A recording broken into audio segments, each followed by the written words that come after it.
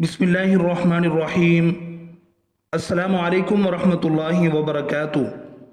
हज़रत इब्न अब्बास रज़ी अल्लाह अन्हु से मरवी है कि रसूल अकरम सल्लल्लाहु अलैहि वसल्लम ने फरमाया, जो जुमा के बाद 100 मरतबा सुबहानल्लाहिल अज़ीम व बिहम्दिही पढ़ेगा, उसके 1 लाख और उसके वालिदैन के 24,000 गुनाह मुआफ़ हो जाएंगे। हज़रत अब्दुल्ला बिन उमर रज़ी अल्लाह अन्हुमा रिवायत करते हैं कि एक शख्स हज़रत सल्लल्लाहु अलैहि वसल्लम की खिदमत में हाजिर हुआ और अपनी तंग दस्ती का शिकवा करने लगा, तो आप सल्लल्लाहु अलैहि वसल्लम ने उस आदमी से फरमाया, क्या तुम्हें वो तस्बीह भूल गई है जो मलाइका की तस्बीह है, तमाम मखलूक़ात की तस्बीह है, उसी के ज़रिए सबको रिज़्क़ दिया जाता है। हज़रत अब्दुल्ला बिन उमर रज़ी अल्लाह अन्हुमा ने अर्ज़ किया, या रसूल अल्लाह सल्लल्लाहु अलैहि वसल्लम, वो कौन सी तस्बीह है? आप पहले टेक लगाकर तशरीफ़ फरमा थे तो आप सीधे होकर बैठ गए और आपने फरमाया, ऐ इब्न उमर, सुबह सादिक के तुलू होने के बाद से लेकर नमाज फजर तक के दरमियान ये कलिमात सुबहानल्लाहि व बिहम्दिही सुबहानल्लाहिल अज़ीम अस्तग़फिरुल्लाह 100 मरतबा पढ़ लो तो दुनिया तुम्हारे पास नाक रगड़ती हुई आएगी और अल्लाह ताला हर उस कलमा के बदले जो तुम कहोगे एक फरिश्ता पैदा फरमाएंगे जो क़यामत तक तस्बीह बयान करता रहेगा और उसका सवाब तुम्हें मिलेगा। इसी तरह एक और हदीस मुबारक में है, हज़रत अब्दुल्ला इब्न मसूद रज़ी अल्लाह अन्हु से रिवायत है कि रसूलुल्लाह सल्लल्लाहु अलैहि वसल्लम ने इरशाद फरमाया, जो शख्स हर शब में सूरह वाक़िया पढ़ता है वो कभी भी फाके की हालत को नहीं पहुँचता।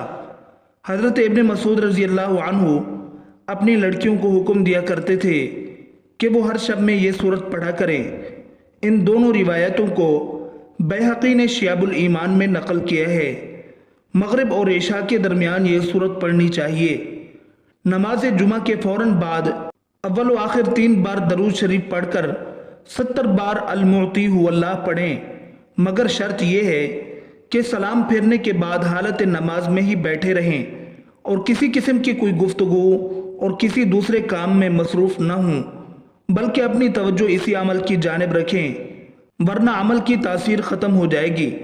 पढ़कर दुआ करें, यह अमल हर जुमा को मुसलसल करें, इंशाअल्लाह रिज़्क़ का मामला हल हो जाएगा।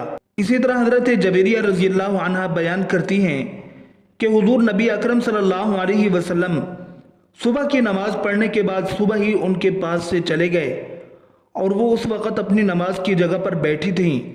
फिर आप दिन चढ़े तशरीफ़ लाए और वो वहीं बैठी हुई थीं। आप सल्लल्लाहु अलैहि वसल्लम ने फरमाया, क्या जिस वक़्त से मैं तुमको छोड़कर गया हूँ तुम उसी तरह बैठी हुई हो? हज़रत जवेरिया रज़ी अल्लाह अन्हा ने अर्ज़ किया, जी। तो नबी अकरम सल्लल्लाहु अलैहि वसल्लम ने फरमाया, मैंने तुम्हारे बाद यानी तुमसे जुदा होने के बाद 4 ऐसे कलिमात 3 बार कहे हैं कि जो कुछ तुमने सुबह से अब तक पढ़ा है, अगर इसका उन कलिमात के साथ वज़न करो तो उन कलिमात का वज़न ज़्यादा होगा।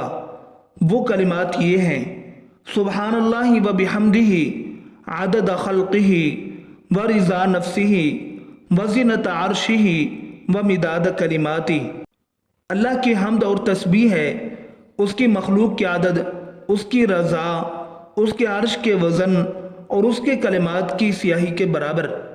हज़रत अस्मा बिन्त यजीद अंसारिया से रिवायत है कि उन्होंने अर्ज़ किया, या रसूल अल्लाह सल्लल्लाहु अलैहि वसल्लम, मैं औरतों की फ़रिश्तादा आपके पास आई हूँ, यानी औरतों ने मुझे ये कहकर भेजा है कि मर्द जुमा और जमात और इयादत मरीज़ और हुज़ूर जनाजा और हज व उम्रा और इस्लामी सरहद की हिफाजत की बदौलत हम पर फ़ौक़ियत ले गए। आप सल्लल्लाहु अलैहि वसल्लम ने फरमाया, तू वापस जा और औरतों को खबर कर दे कि तुम्हारा अपने शौहर के लिए बनाओ सिंगार करना या हक़ के शौहर अदा करना और शौहर की रजामंदी का लिहाज रखना और शौहर के मुवाफ़िक मर्ज़ी का इत्तिबा करना, ये सब उन आमाल के बराबर है। हज़रत अबू हुरैरा रज़ी अल्लाह अन्हु कहते हैं कि रसूलुल्लाह सल्लल्लाहु अलैहि वसल्लम ने फरमाया, जब जुमा का दिन आता है तो मस्जिद के हर दरवाजे पर फरिश्ते आने वाले को लिखते रहते हैं, जो पहले आए उसको पहले लिखते हैं और जब इमाम खुतबा के लिए बैठ जाता है تو وہ اعمال ناموں کو لپیٹ لیتے ہیں اور آ کر خطبہ سنتے ہیں۔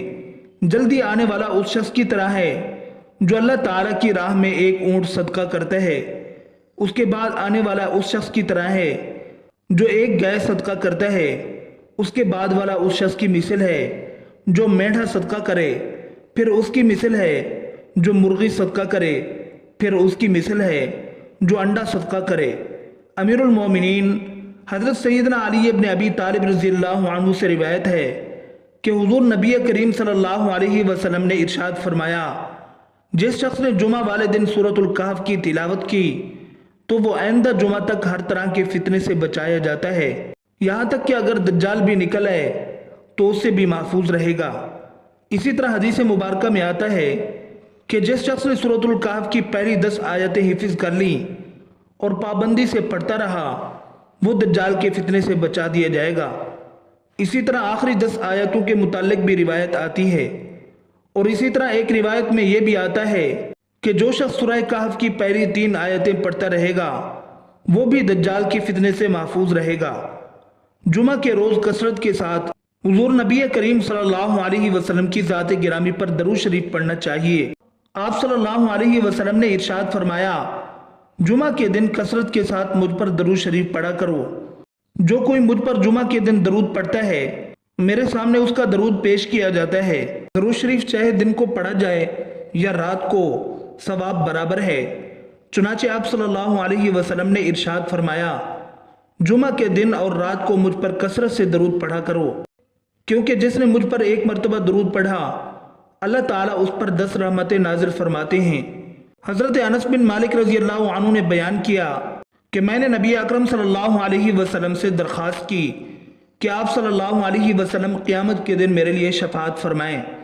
آپ صلی اللہ علیہ وسلم نے فرمایا، ضرور کروں گا۔